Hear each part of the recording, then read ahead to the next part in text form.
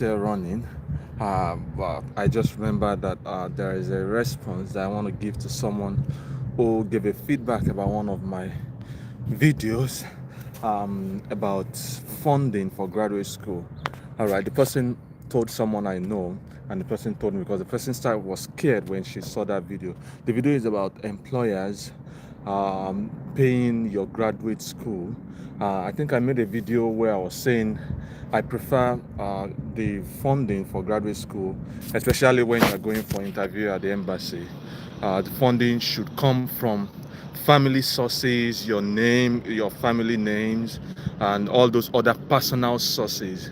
And I said something in that video that if you are presenting, let's say, a statement of account from your employer saying, oh, say they are going to sponsor my master's program, my PhD program.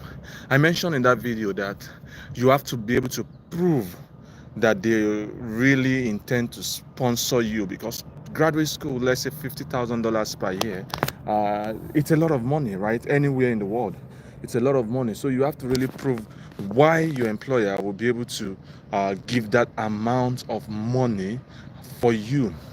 However, no, someone saw the video and was scared, like, oh, yeah, there's a problem already for him or her, rather. However, I want to say this, that sometimes when you have a part of your funding coming from scholarship, okay, let's say the school is covering 50%, or you got one scholarship that covers like 50, 60, even 40%, and then you are trying to use your employer to cover the rest. I will say that is a possibility in my mind, okay? Because ordinarily, the first thing the VO will see is that there is a scholarship part of this, and you also want to leverage on that and say, hey, see, I'm a bright student, I have a bright future when it comes to what they are expected of me, what is expected of me. You want to leverage on that scholarship part, no matter how much it is. You want to emphasize to the VO and say, hey, see, I got this scholarship because of my mention those top things you have done that made you qualify for the scholarship. In fact, many times they won't even pay attention to the deficits, okay? But of course, you can say, oh, then the deficit will be covered by this and that. And of course, you will still not throw away all the advice I given when it comes to employer, still proving why they are intending to invest that much in you. Of course, the whole summary of what you want to prove is that investing that much in you is investment in the company. Because when you go and you come back, you're able to take this senior role, you're able to take this blah, blah, blah, just mention those beautiful things.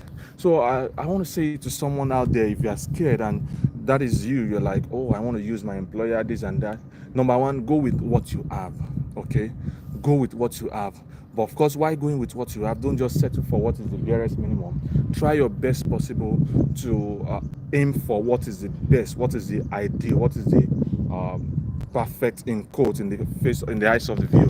And the perfect in quote will be when you have a fully funded offer, right? That will be the perfect in quote. Some situations may be when there is personal fund, or maybe you have partial funding and then you have some personal funds in you with you, maybe yourself, your parents, your siblings, your family members, okay? And then it is when situations are really, really tough and you just have to look for something, yes, employer can come in. So if that is what you have, go with what you have, okay? Go with what you have. I've seen someone who actually used employer and then got the visa approved eventually, okay?